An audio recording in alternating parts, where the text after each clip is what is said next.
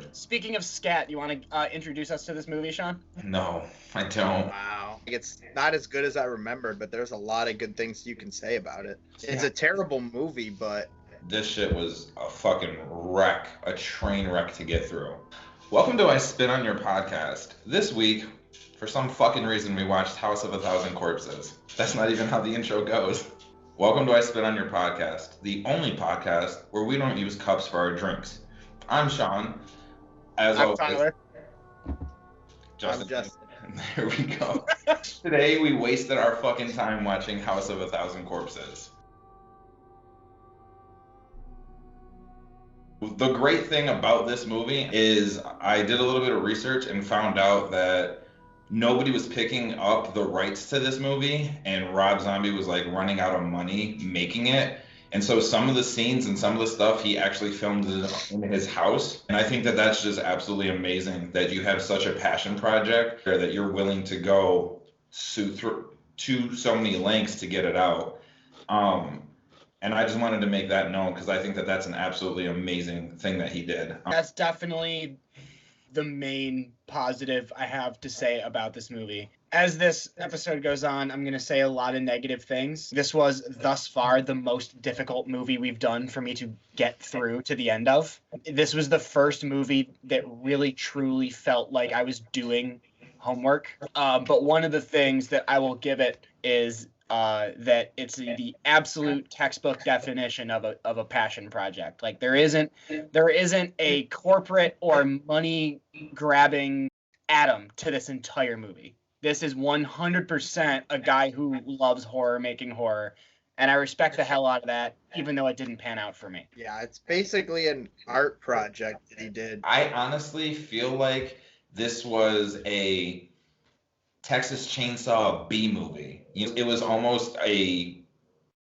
ripoff. So much so that it had Bill Moseley in both of them. It has a hitchhiker being one of the introductory scenes. Not that I have a problem with movies like this because there's no original ideas anymore. There's always going to be a killer, a slasher running around, a ghost haunting, like something. So to sit here and go, oh, well, this movie took from this, and this, which is why it's bad, that's not fair.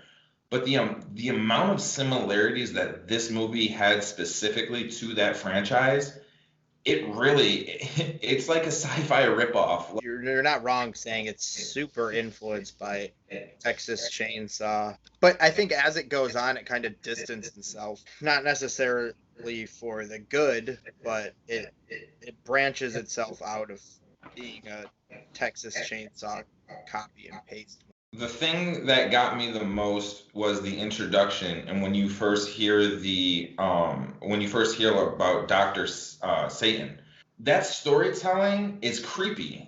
I honestly think he did a good job with the introduction of Dr. Satan, and it's a legend, and it could be out there because if you have not seen this movie, you're gonna go into it thinking, oh, okay, well, Dr. Satan's gonna be the killer. Like this is where the direction of the movie is gonna go. Having that expectation and that thought process is what really personally hurt me with this movie. But I do give it credit because he did pull out some things that Texas Chainsaw didn't even try to do. The whole merman thing, the amount of gore and the effects in it are really good. I mean, the practicals are good.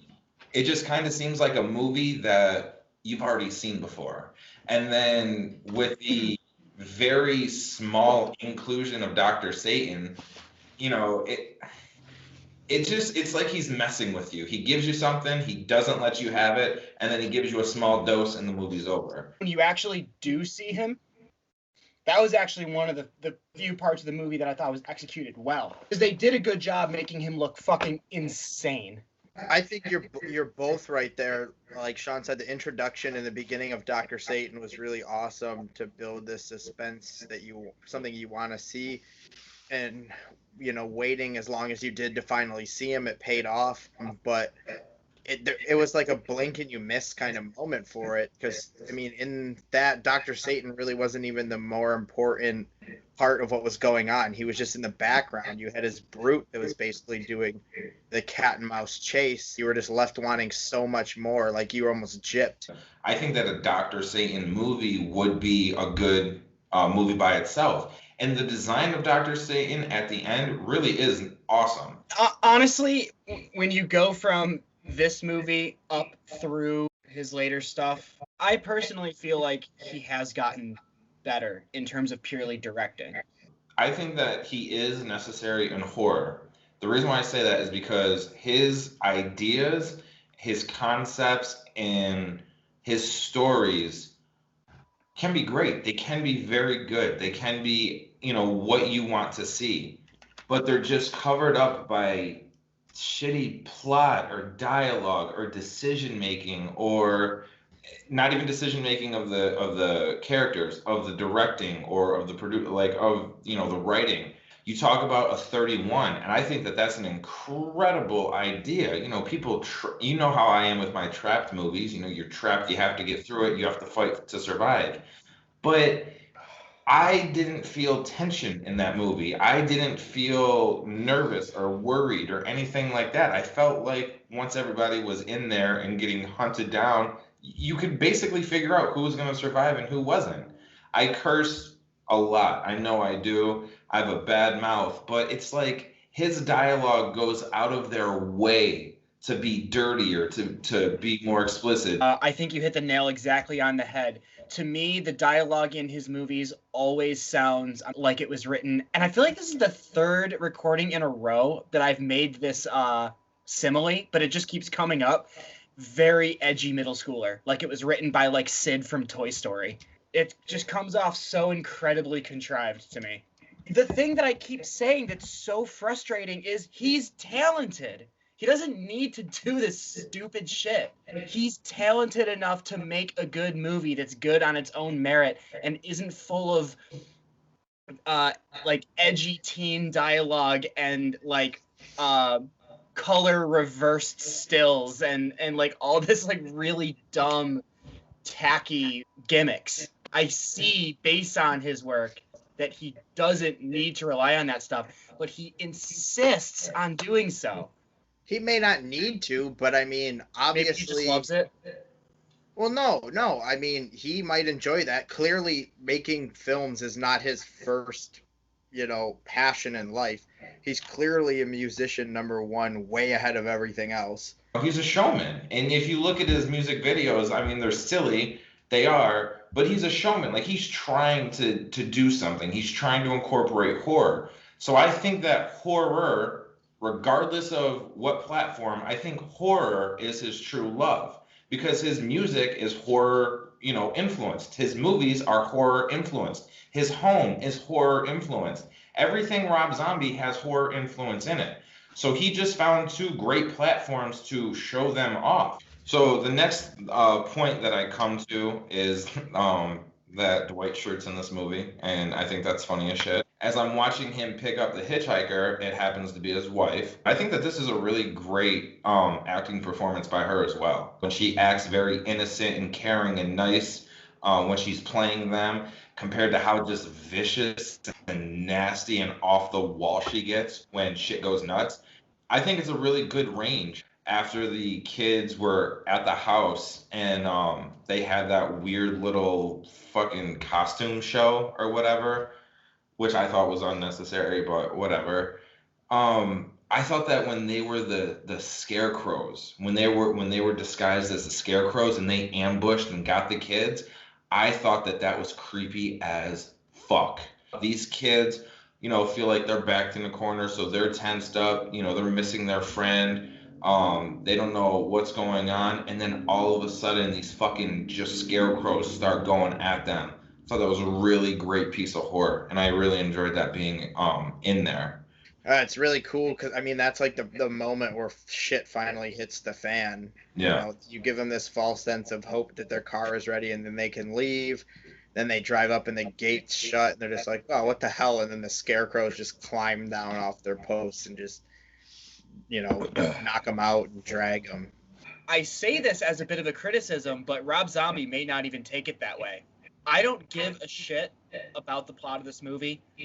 I don't care about the who's flirting with who and which girlfriends are mad and the going to the Halloween show, and I could care less. All I care about in this movie is cool stuff he did with the camera, decent jump scares, pretty good practical effects, and that's it. I'm practically watching it like it's a music video. If you say that about any other director, it's definitely a criticism. Saying it about a Rob Zombie movie, it might be the point. I might be watching it the right way. I guess the one thing I'll say about the previous scene is how fucking cringy and annoying that old man doing stand-up is. God, that's the worst. It reminds me of Sam Kinison, and who's the other one that also talks like that? Bobcat Goldthwait. Sam Kinison and Bobcat Goldthwait are the guys that this reminds me of. And they are probably the two most awful comedians in history. As someone who loves stand-up comedy, I hate seeing it bastardized like this. I want to skip over that stuff because that's how I kind of watched the movie the second viewing. The things that I didn't find necessary, I didn't want to hold to bring the movie down. I wanted to watch the parts, for what Rob Zombie wanted us to be there for. And so, now we're getting there. The practical effects, when Baby, scalps the guy. Oh, God, fuck. Right, that's brutal. I know that we weekly get to see, a mermander, but like this was the first time that there was a mermander on screen. Now all we have to do is find a Shaunathan, wherever the fuck that is. Now, as you're seeing the shit go crazy, you're seeing all of these characters that did seem to be a little suspicious, but maintain their composure, completely bounce off the fucking wall. I think it's really cool to see characters, that character range, from being so quiet and cool and collective and all right, and we're helping you, to completely go batshit crazy. I think it's what the Texas Chainsaw Massacre did lack. You got only the sheriff that's really, the hard ass, the mean one, Arlie Hermy. If this is the appropriate time, because you're talking about the police, I do want to point out that this movie has a huge positive for this movie is that it has in it one of, if not my number one favorite character actor of all time, which is Walton Goggins. So recognizable. I actually, for a while before I Googled it, I actually thought that he played Trevor in GTA 5, but that's not true. But they look the same. But I've just loved him in everything he's in. Obviously, you recognize him from this, and you recognize him from Django. But he was also in Predators, which I think is probably, in my opinion, the best Predator movie. I know that's a little bit of a hot take. I guess I don't have to make it more of a rant than that. But I love him, and I was really, really, really happy that he was in this. I think that there was a good variety of actors in here. Some people who you could recognize, some people who maybe you didn't recognize at first. You didn't know who they were or what they were. I think that I think it's Sid Haig. I think that him as Captain Spaulding, I think he was awesome. He's the best character in the whole movie is Captain Spaulding. I honestly, I wouldn't disagree with you. It has to be, because he's, other than the kids, fighting for survival, if you're even rooting for those fucking brats, he's probably who you do root for. And Bill Moseley, you can't take anything away from Bill Moseley. When that man's on camera, he's doing his fucking thing. Something that I do want to say as well, a little disappointment that I had was that whole cheerleader side plot of the girls that were kidnapped. You kind of hear it offhand that, a group of girls had gone missing, and then as you're in the house, you see that they're there. I think like one of them or two of them is still alive. But I just feel like, Rob Zombie's movie is this bowl, and he just keeps throwing ingredients in there. And then when he turns and looks at the bowl, there's just so much shit in there that he doesn't know what to do. So he kind of just smushes it all in. And then he's like, yeah, there's dinner. And you're like, well, what the fuck is this? I can tell you why the cheerleaders were in it. It's the bomb under the table. It's how the audience knows what's in store for the main characters. which is understandable, but I don't think it worked here. I think that if it was ironed out a little bit more, that would have helped. I don't want to see stuff that our characters aren't seeing yet. When I watch a movie, I want to watch it from the perspective of the people that are going through these events. I don't know which character I'm supposed to be experiencing this movie through. You're giving me so much. You're giving me so many stories and so many storylines and so many characters and so many, character arcs. It's like, what am I supposed to grasp onto and pay attention to and grow with or appreciate or understand? The problem with that though, Shaun, is like knowing something that the main characters don't know is a really good, strong way to build suspense. This situation, we know that they have these cheerleaders. We know that they're torturing them. That one is dead. These people just think they've been picked up by some lunatics. They're gonna fix their car, but we know at any moment this proverbial bomb is gonna explode and they're gonna snap on these four. You're going into a horror movie. Like, you're going to expect this shit to happen. So at what point am I going to sit here and go, uh-oh, I'm feeling the tension. When's it going to rumble? No, I'm already going to be expecting shit to hit the fan. Because that name Rob Zombie. Because at this point in the movie, you don't know if the bad guys are going to be Otis and Baby or if they're going to be Spaulding. Also, the problem with that is if you're going into a movie expecting something, any movie you watch, you could eliminate the first act of. The first act is to build the story that you already know exists, basically. And also consider the fact that it did lend itself to a handful of fairly effective cuts where you would go back and forth between the girls being not tortured, but like psychologically tortured. Mm-hmm. It would intercut between that going on and just Rainn Wilson being a dopey moron who doesn't know he's in over his head. And some of those cuts were actually fairly effective, in my opinion.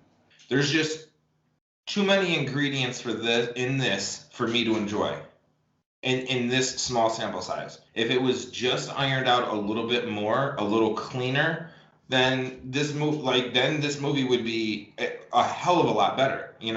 You take away some of this unnecessary dialogue and these unnecessary scenes, and you have possibly the girls getting kidnapped, and then they I don't understand it. You talk about Dr. Satan, and then he's gone, and then he's in the end.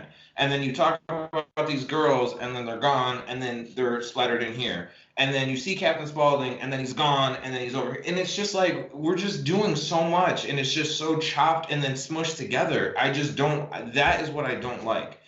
I think people love this movie because it's so different. It's not really a very linear movie. Like, things just get rushed through. Like you mentioned before, the Scarecrow scene, like immediately after you see Rainn Wilson as the merman, like there's so much that's left out that you could have seen that it's like, whoa, shit, like there's these great moments that we could have led up to that are totally gone.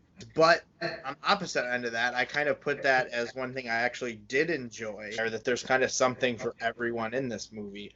I mean, there's the killer clown, there's serial killers, there's this cult family, there's killer doctors, devil worshippers, it's like this grab bag of horror where like every scene is almost like a mini story in it, and it just happens to flow together through a very choppy narrative. So now, we get the Dr. Satan reveal, and I think it was worth the wait. I don't think we had to go through all the crazy obstacles that we went through to get there, but his look, how he was in the movie, was satisfying to the lore that we heard about in the beginning of the movie. The failed experiments isn't what got me. It was just how silly they looked. How I don't even know what to say. Like, it just seemed like it was very stereotypical. I just think that this is where I wanted everything to really hit the fan, and it kind of just seems like it was still going at the pace of the rest of the movie. In my heart, I wanted Dr. Satan's to be 10 times crazier than what you saw at the house. We already got to see a fucking merman. Top that. I just wanted Dr. Satan to be more terrifying than the family. and instead he was maybe equally, and that kind of was a little bit of a letdown for me. I will say though that as the movie continues and the characters die and you have the girl, and you think that she's safe and everything's fine and she's about to ride off into the sunset, and all of a sudden who is it that pops up in the back seat? Otis. Oh, was it Otis? Yeah. He pops up in the back seat and grabs her. He had a knife in his hand or something like that, so you think, oh shit, like he's about to fuck her up or something like that. But instead, she wakes up strapped to Dr. Satan's operating table, and that's how it ends. And that right there is terrifying because you don't know what the fuck he's gonna do. With knowing Rob Zombie and his perspective and the influences that he has and the way that he kind of does his movies and style, that this was a great ending for his passion project. I'm very, very happy that a final girl didn't get away, because that, to me, that's not the Rob Zombie way. It is very Rob Zombie, and I think that if he had handled it any other way, I agree that it would have been a bit disingenuous. It was definitely a very Rob Zombie ending. But one thing that we didn't talk about that I want to go back to is 27 seconds. I mean, that doesn't sound like a lot of time, but literally sit there and count to 27 Mississippis. We wait for Otis to shoot my boy in the head. It was so long that I had the time to go back and forth several times on whether or not it was stupid or genius. Because on one hand, I'm like, okay, this is getting kind of weird.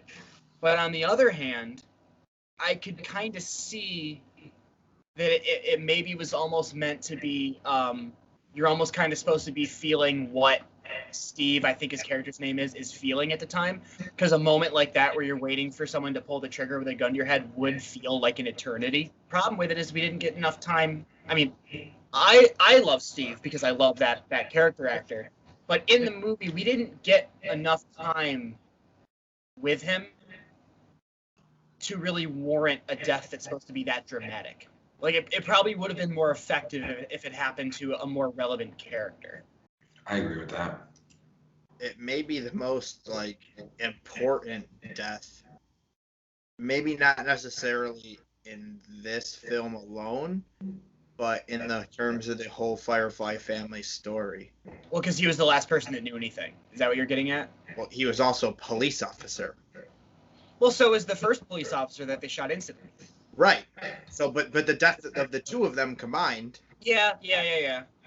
You know, it obviously sets off the whole chain reaction of, once you kill the cop, then you've just opened Pandora's box of. Right. And that's why the whole second movie is them doing their whole Thelma and Louise thing. Right.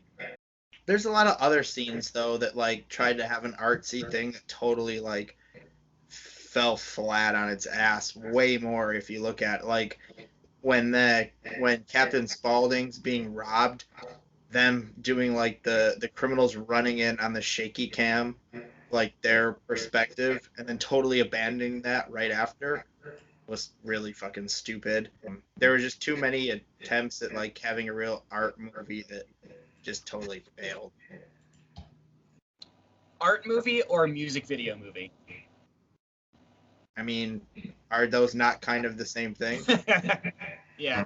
The only other thing I wanted to say is that Otis wearing the skin suit of the girl's dad was fucking awesome. Well, because she had no idea until he was like right up in her face. And, it wasn't just the face that he was wearing. He had like his chest on him, and it was just fucking badass when I need to. Oh, Tyler, watch out behind you. Oh, no. Is it Kevin? Here's my son. Yep. There's that boy. He's gonna like the movie I picked because we just watched it together last night. So this was the first time that I've seen this movie in probably 7 or 8 years, and it was actually weirder than I even remember it. One of the things that I had not remembered over the years was all of the weird editing and music video effects and all that bizarre stuff. This movie was a little bit of a chore for me to get through, and I can't personally say that I recommend it, even though I do appreciate low budget horror and the effort that goes into it and the love that goes into it. I have complete respect for that. But this one just absolutely did nothing for me. Like I mentioned earlier, getting all the way through it to do this video felt like a homework assignment. But with that being said, there's a few scenes that are very effective. I'm not going to fall into the trap of letting my personal bias affect my overall grade. And so with that being said, as a low-budget DIY passion project exploitation splatter movie, it actually does that fairly well. So for that reason, I'm going to give it a 5. The scary rating is hard because even though there were scenes that were really effective, I was a little too bored to be scared. I think that if this movie held my attention better and it wasn't such a chore for me to get through, I would have been a lot more scared of it. But with that being said, the scalping alone brings it from a 2 to a 4. Mermander? Not the Rainn Wilson one? The one that survives. Yeah. Honestly, I'm beside the point, surprised that you gave it a 5. Well, like I said, I was trying to, Right. be professional. Which is kind of what I did. This is definitely more of a fun movie to watch than a real sit down and analyze, really understand plot, what's going on. It's more of a let it play in the background and just kind of look at the good parts. It's obviously a very artistic, creative attempt at filmmaking, and like we mentioned before, he funded it and released it on his own, so it's definitely something that was important to him, and it just kind of so happened to work in his favor. There's a lot of fun kind of like little horror segments that make this fun to watch. Like you have the burlesque show, even though you guys have kind of said it was kind of weird and out of place, it's still kind of fun and has its moments. The scarecrow little scene, the Dr. Satan scene at the end, the kind of like cult scene when Otis is leading them out with his face painted in the red robe. There's kind of little intercut sequences that make it more fun to watch than not.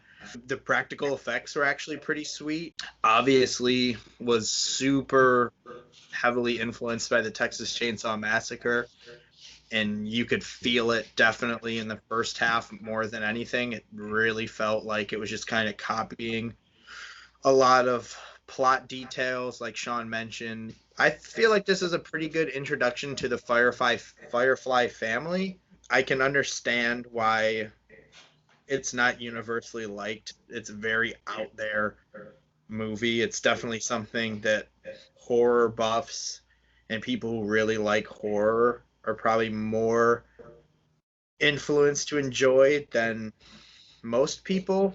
This wouldn't be like your toe in the water movie. I know you guys mentioned too that you enjoyed the acting of Sherry Moon Zombie. I think she did a good job too, but I fucking hate the character of Baby. She's just so annoying.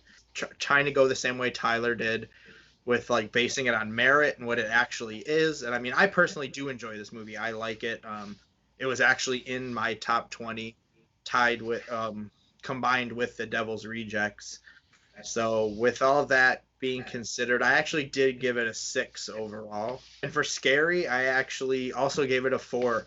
It's the movie itself isn't really that horrifying, but like in this, just like the characters and dealing with the Firefly family is like terrifying in general. So recap, overall a 6, and scary is a 4. And I'm fully prepared for Shaun to give it a big fat 0. Well, you guys definitely seem to be nicer. You don't say. I'm gonna continue to grade this like I grade every other horror movie that we watch. A 1? except Halloween. You have to give Rob Zombie credit, and I can't believe I just fucking said that. Um, he went out and he made his movie. He funded it, he did it, and you cannot take that away from him. And I can't and I won't. He deserves credit for doing it his way 100%. That is absolutely honorable. No questions asked. The movie has sprinkled elements, scenes, and things that I find enjoyable. I really do. From Dr. Satan's little origin story, I find that to be, very interesting. It really drew me in. The scarecrow scene, I don't think that that scene gets old. I think that that could, that's really effective and a good scene. It does have its elements.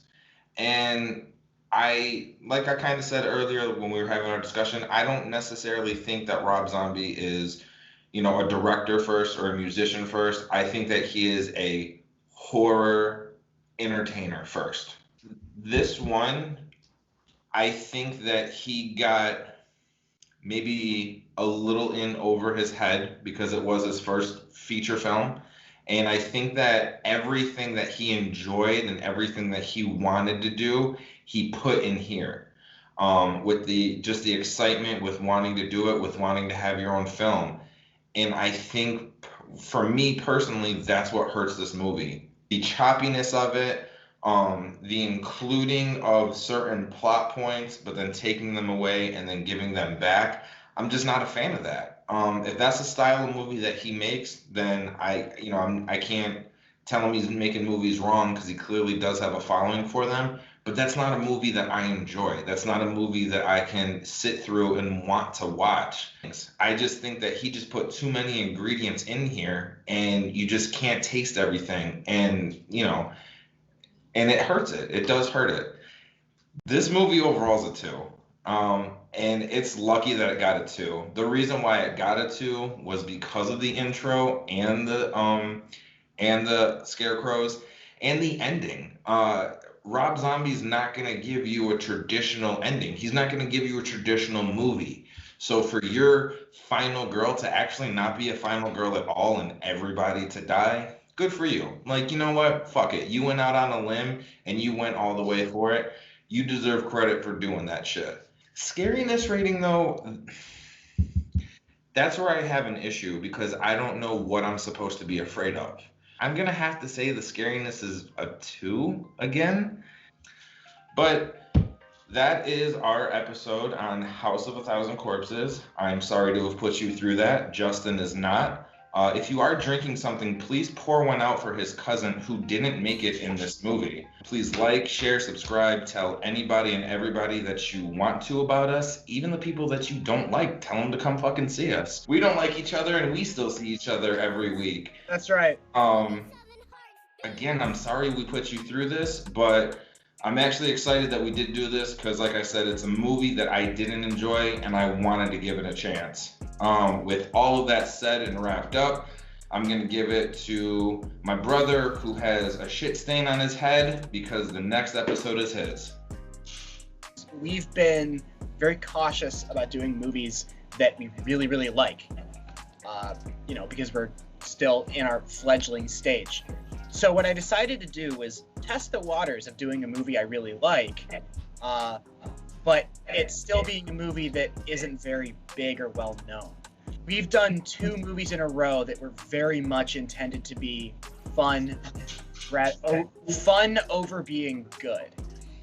And so I'm going to go with a movie that is definitely good over being fun. I am going with The Exorcist 3: Legion.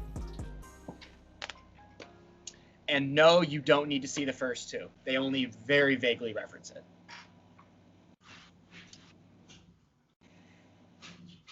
Yo, y'all want drama? Wanna make a scary movie? Rappers coming in with their team and carry toolies. You could jump right out of the screen and barely move me. We hard hitting, directing and starring in it. Y'all want drama? Wanna make a scary movie? Rappers coming in with their team and carry toolies. You could jump right out of the screen and barely move me. We hard hitting.